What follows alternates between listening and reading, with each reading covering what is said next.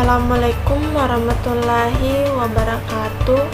Perkenalkan, nama saya Siska Handayani dengan NIM 22090 35000052 kelas manajemen H.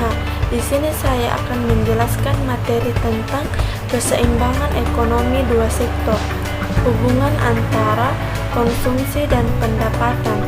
Ada beberapa faktor yang menentukan pengeluaran rumah tangga atau dalam skala unit kecil atau dalam skala perekonomian secara keseluruhan. Yang terpenting adalah pendapatan rumah tangga. Bagian A, keseimbangan dua sektor. Untuk memahami sepenuhnya sifat hubungan antara pendapatan yang dapat dibelanjakan konsumsi dan tabungan diperlukan dua konsep penting. Yang pertama, kecenderungan konsumsi, yang kedua, kecenderungan menabung. Bagian B, definisi kecenderungan konsumsi. Konsep tren konsumen harus dibedakan dalam dua pengertian, yaitu kecenderungan mengonsumsi marginal dan kecenderungan mengkonsumsi, yaitu yang pertama kecenderungan mengonsumsi marginal atau lebih ringkasnya selalu dinyatakan dengan MPC. Hal ini juga dapat didefinisikan sebagai perbandingan antara pencapaian peningkatan konsumsi AC dan peningkatan biaya yang tersedia AY. Yang kedua, singkatannya kecenderungan mengonsumsi rata-rata selalu dinyatakan dalam APC dan dapat juga diartikan sebagai perbandingan antara tingkat konsumsi C dengan tingkat pendapatan disposable pada saat konsumsi Y. C. Definisi kecenderungan menabung. Konsep tren konsumen harus dibedakan dalam dua pengertian, yaitu yang pertama kecenderungan marginal untuk menabung atau disingkat MPC. Hal ini dapat didefinisikan sebagai kecukupan antara peningkatan tabung AC dan kecukupan peningkatan pendapatan disposable AY. Yang kedua, kecenderungan tabungan rata-rata AFC jangka pendek menunjukkan perbandingan antara tabungan S dan pendapatan yang dapat dibelanjakan atau Y. Yang kedua, fungsi konsumsi dan tabungan. A. Fungsi konsumsi dan fungsi tabungan. Ciri-ciri fungsi konsumsi dan tabungan. Fungsi konsumsi adalah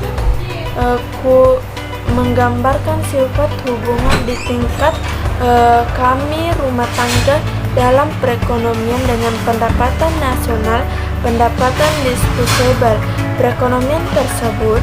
Fungsi tabungan adalah suatu kartu yang menggambarkan sifat hubungan di tingkat tabungan rumah tangga dalam perekonomian dengan pendapatan nasional, pendapatan disposable perekonomian tersebut.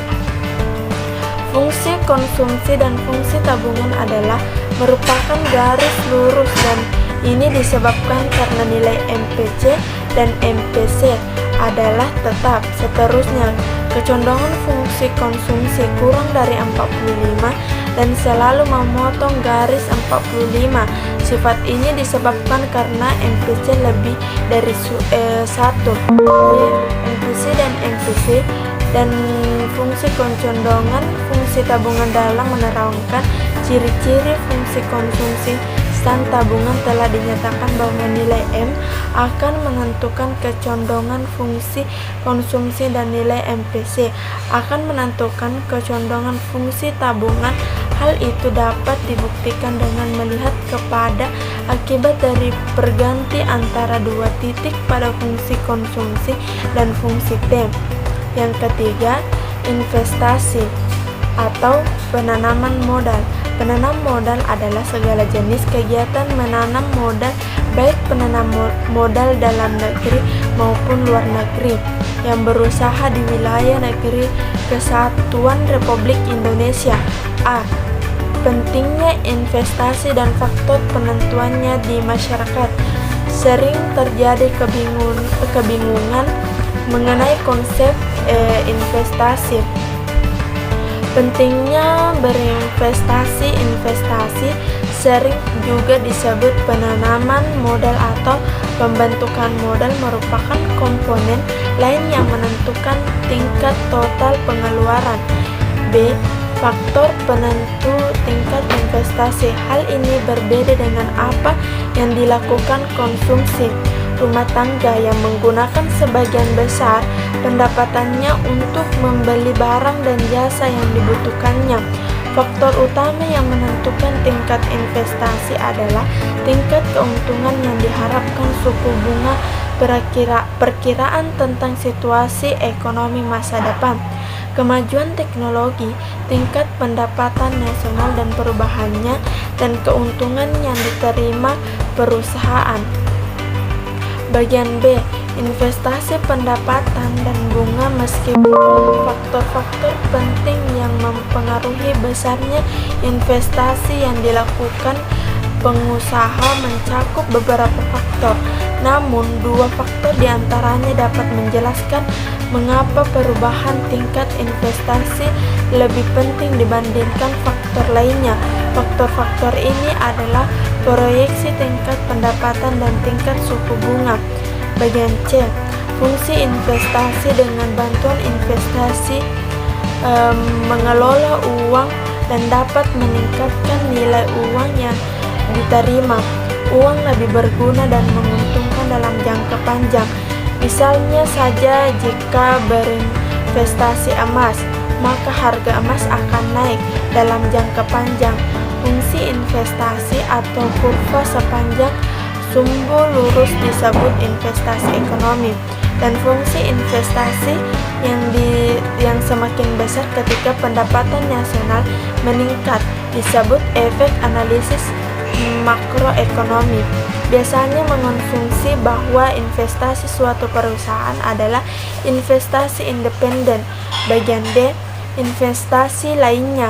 Telah diterapkan bahwa yang pertama, penentuan utama investasi adalah tingkat bunga dan pengambilan modal atau prospek pengambilan. Yang kedua, selain itu, beberapa faktor lain juga mempengaruhi investasi seperti perkiraan kondisi perekonomian di masa depan, perkembangan teknologi, pendapatan nasional, dan keuntungan perusahaan.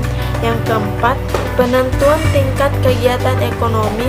Untuk menunjukkan proses penentuan tingkat keseimbangan perekonomian negara dapat digunakan 3 cara, yaitu A. Dengan menggunakan angka yang membandingkan pendapatan nasional dan pengeluaran agregat.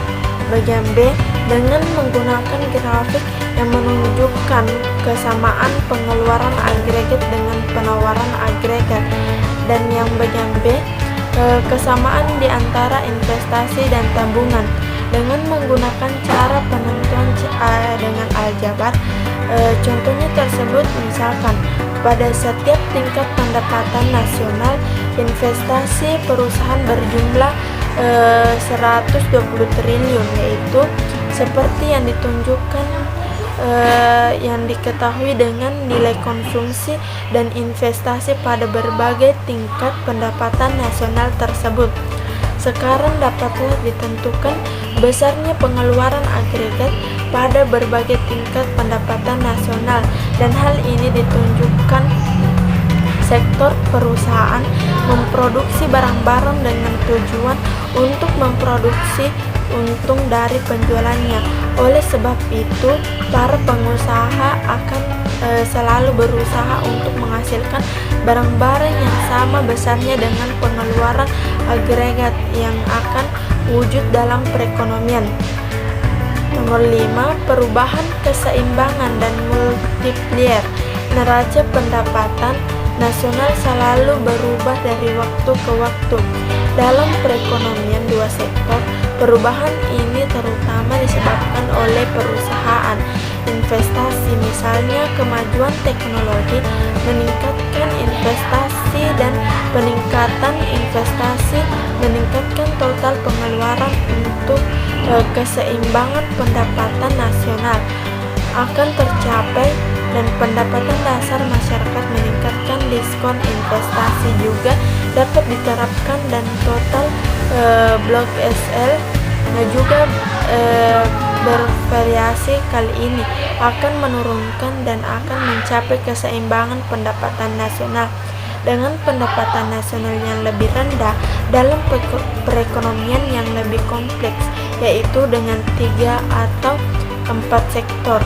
Terdapat lebih banyak faktor yang menggerakkan pengeluaran agregat menjauh dan keseimbangan awal dan kemudian menyebabkan perubahan pada tingkat aktivitas perekonomian domestik, perubahan perpajakan, perubahan belanja, sektor publik, ekspor dan impor merupakan faktor penting lainnya yang menyebabkan perubahan keseimbangan pendapatan nasional dan tingkat aktivitas perekonomian. Contohnya numerik pengganda yang menunjukkan besarnya perubahan pendapatan nasional akibat perubahan total. Itulah tadi penjelasan dari saya.